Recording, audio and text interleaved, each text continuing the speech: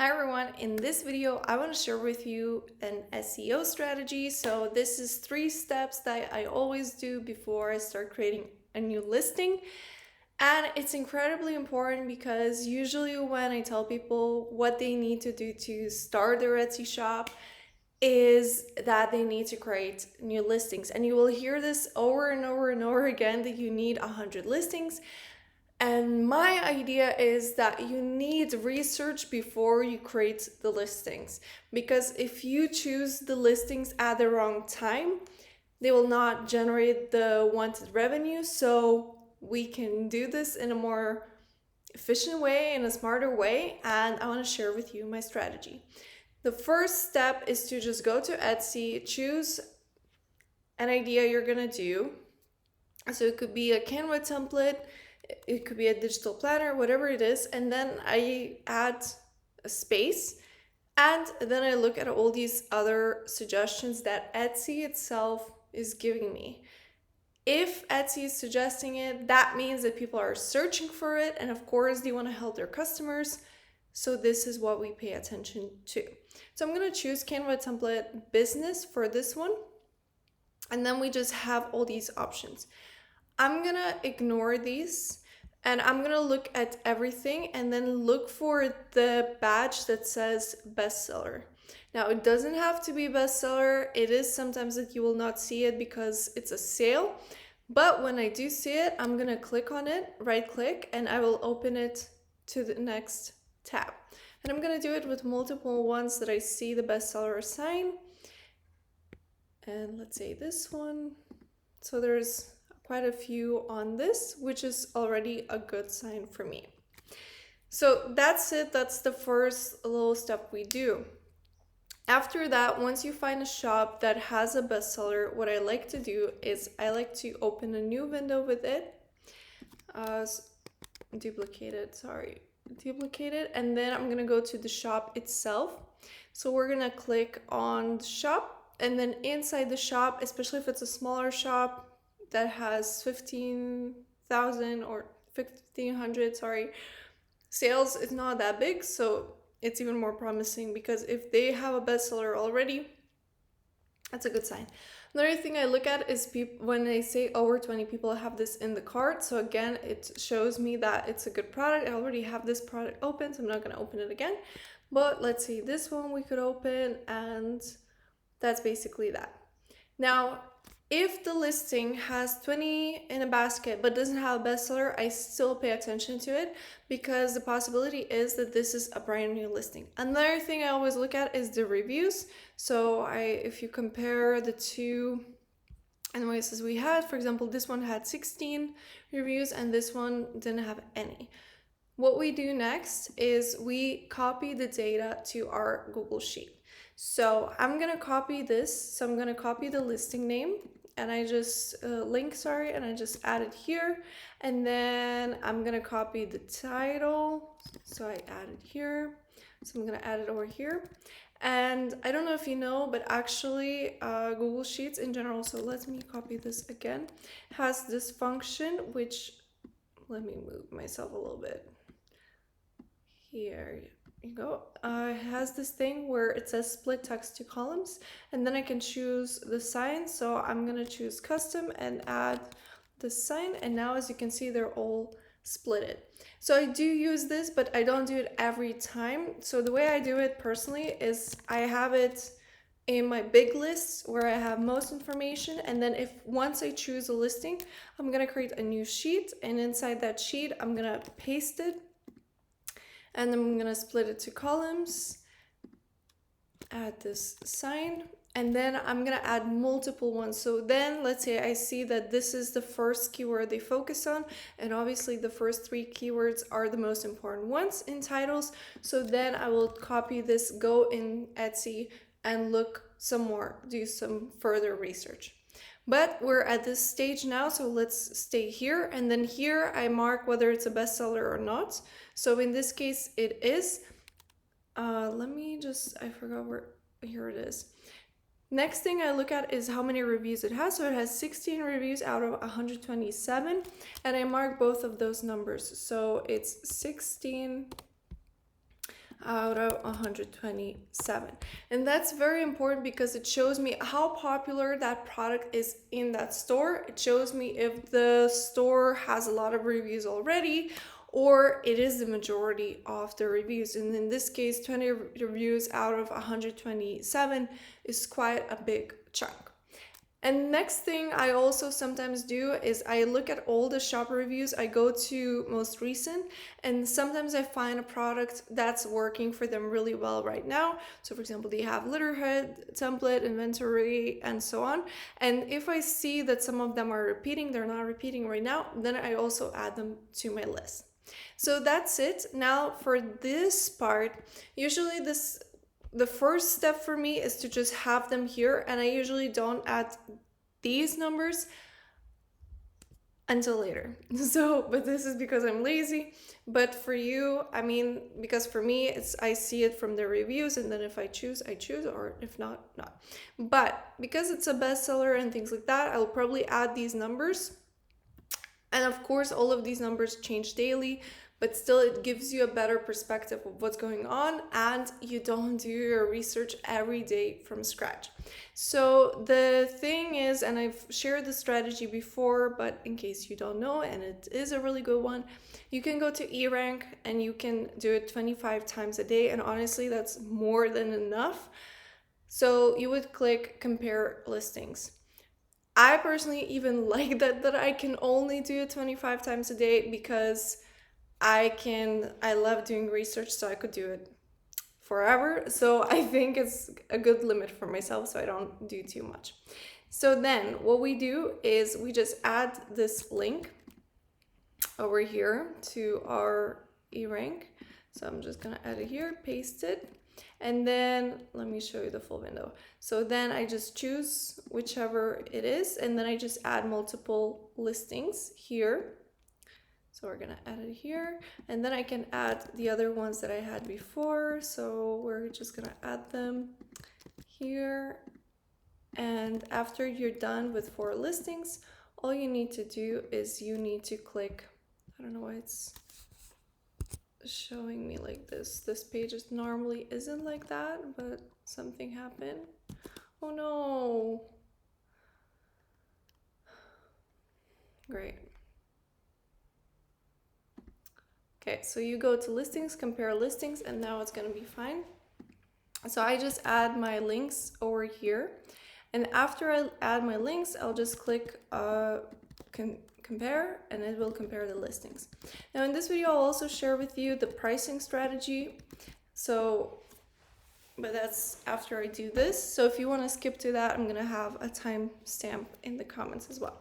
So here we have it. We have the views, and these are the statistics I focus on. So it does have estimated sales and estimated revenue, and honestly I checked it with my listings, so these numbers aren't exact either. They are very close, and these numbers I didn't feel like it really was realistic for me, so I don't really pay attention to these numbers, even though it's nice to look at the revenue, but I prefer to look at this, and this is very important as well. So here we have 63 daily views, which is quite good. I like that already. And then we have 6,168 total views, 97 days since the listing was posted. And honestly, this is the number I really pay attention to, because if the listing is new and it already is generating a lot of views, then I'm happy. And then I also put in how many total hearts it has. So it has 113. So this is basically the things I focus on. And then what I would do on my Google Sheets is I would select everything. So I select all of this, and then I add a filter. So I create a filter. What that does is that now I can look from and, filter them to the way I want, and obviously that's very useful because then I can see, which has the lowest total views, or let's say I want to see the listing age, so I see that this is the newest one and it already is doing well. So then of course I'm going to pay close attention to it. Now, the third step is the most important step, probably. I mean, to me, I think it's the most overlooked, let's say. So when you do find a listing that you're very happy about, of course you could just start creating it, but I do something else. So I do this thing where I just showed you before, where I have them, each keyword here. And what I will do is I will go into Etsy search and I will search for that keyword. Now, what that does is gives me a better understanding of my competitors than any app could do. So in this case, I can see how many results we have with ads. So if it's very high or very low, then I will reconsider. So that's one thing I pay attention to. So for me, 12,000 results is okay. I'm more careful when it's, for example, 100,000. And then what I really pay attention to is how many bestsellers I have. So with ads, I ignore it a little bit, even though I still pay attention. But I just want to see if the listings that are not ads are still bestsellers. Another thing I pay attention to is how big are these shops. So for example, now it's, the shops, this one has 39 reviews and that's very promising to me. I also pay attention to the listing photos. So what kinds of things do they kind of focus on and highlight? Do they show that there's a lot of things? What's the color palette? How can I stand out? And what's working for them? So especially the ones that are bestsellers, I want to create something similar to them and also something different to them. Then we just look at all of them and see. So I will go, once I choose one listing, I will go ahead and choose all of the bestsellers from that page. And I will open them in a new window, and then I will copy all the information. And especially, I really pay attention to this part where I have the keywords separated. Now, the reason I do that is because then I can see what my competitors are focusing on. And this person, the way they separated things is, it's not how I like it, but anyways, doesn't matter. So we can, if you posted it and nothing happened, you can go to data and you can go to split text to columns, and then you can choose again custom. And let's say I'm gonna choose this side. Okay, I don't know what this person did, so I can't really do that because they have the slash thing, they have the so many things. So what we're gonna do is we're just gonna do this manually, unfortunately. But either way, so I can see what they're focusing on already. And then we would go to the next person and do the same thing where we copy the titles. So this one just has 2, which is interesting because that's actually what Etsy is starting to recommend, but still not many people are doing it. So I'm curious of how this is going to go, but let's copy that, also see and compare how it works. And this one is actually a big shop, so then I'm almost more careful with it, because when it is a big shop, then it's easier for them to rank either way because they already have the sales record that they can prove to Etsy. Okay, I didn't copy this at all, so we're gonna copy this and then we're gonna paste it. Great. Another thing I really pay attention to is the reviews. So not only the number, which I do in the first part, but I also pay attention to the fact that what are people saying or complaining about. So for example, I'll go to the reviews over here and see if they kind of love one of the things. So provides cute and sassy looks, so the aesthetics are important. Very easy to edit, so it's easy to edit, and that's something that people want, of course, if they're buying these kinds of templates. So these are the things I'm gonna focus on, not only in my description but also in my product photos. So here, I would say very easy to use, easy to edit, or either you say it or you show it. So for example, if it's a Canva template, you show how you will be editing it and things like that. And that's basically the process of this. And then I'll create my listing and I will, add things. Now, one thing that I got quite a bit is the pricing, how I choose the pricing for my products. So when I do a digital product, it's a lot easier for me because I'm just paying Etsy fees, and other than that, I'm making money. So that's pretty great, right? If you do print on demand, then you obviously have to keep in mind the margin. The way I personally do this is I will look at all the bestsellers. So here, when I have this graph, I'll also add the pricing of the product. So I don't remember which ones it was, but I will just add 290, for example. I'm gonna add the other ones. I'm just gonna choose random. So for example, 443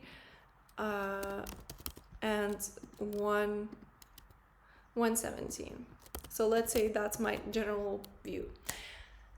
Should you do it for a lower price? I would be very careful with that. I'd rather have a higher price. So I'm not going to be higher than my competitors that are bestsellers. I'll make sure that I am the same or lower. But what I usually do is I have my price a little bit up and then I run a sale. So that's my strategy, and I did try and test multiple ways. That's part of the reason why you see a lot of sales ends in 5 hours, because most people on Etsy, when they run sales, they run it for a couple of days and they run a new sale and a new sale and a new sale. Now, one way that I really, when you are thinking about pricing, that you should pay attention to and think about is how can you up the price. So in this case, for example, we have editable PDF and this person has a higher price.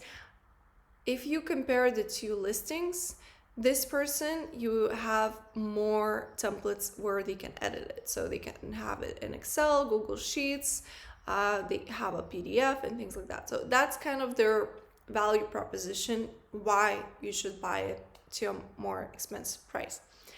Another way to up the price, and my favorite way to up the price, is instead of selling one listing, I'll sell 3 listings that have some design changes, and then I can up the price that way. Now, a lot of times when people think about the price, they think about their competitors, but they don't think about their shop itself. And the reason why you should think about your shop is because sometimes people will come here and then they will go to the shop to see your other products, and then they see this view. And once they see this view, they can compare all these pricings, especially if it's featured items, or if you have, which you should have, separate folders with the keywords names.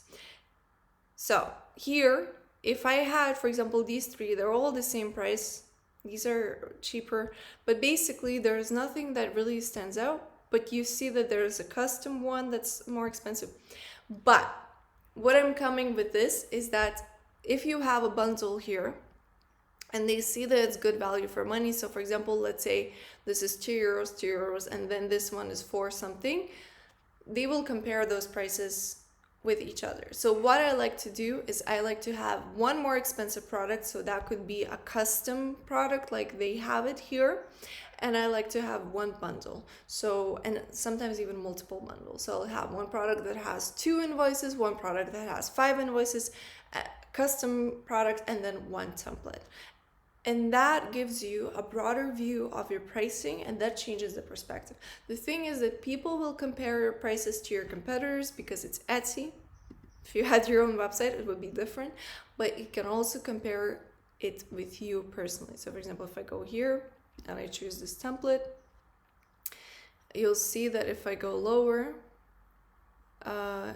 you will see more from this shop. So they could see your prices here, and if Etsy sees that you're selling a bundle and it's a similar name, they'll probably put it here, and they can also compare it with your competitors, which is a problem, but that's what we deal with, and there's just no way to go around it.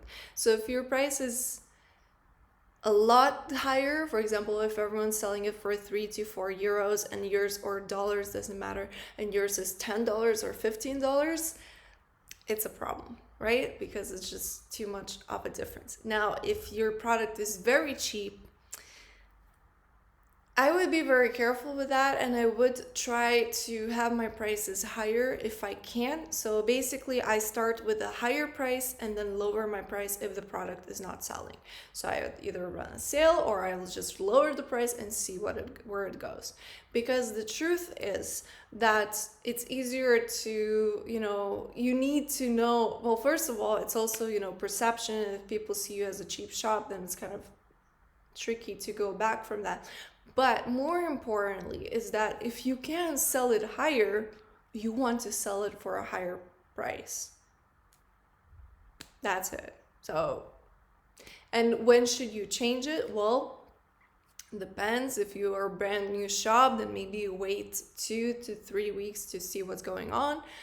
And then also when I change my price, I usually renew the listing. So that I've seen that drives a little bit more traffic to my Etsy shop. Nothing crazy though, but a little bit more. I hope that this video is helpful. Let me know in the comments if you have any questions whatsoever. Thank you so much for watching, and best of luck with your business. Bye.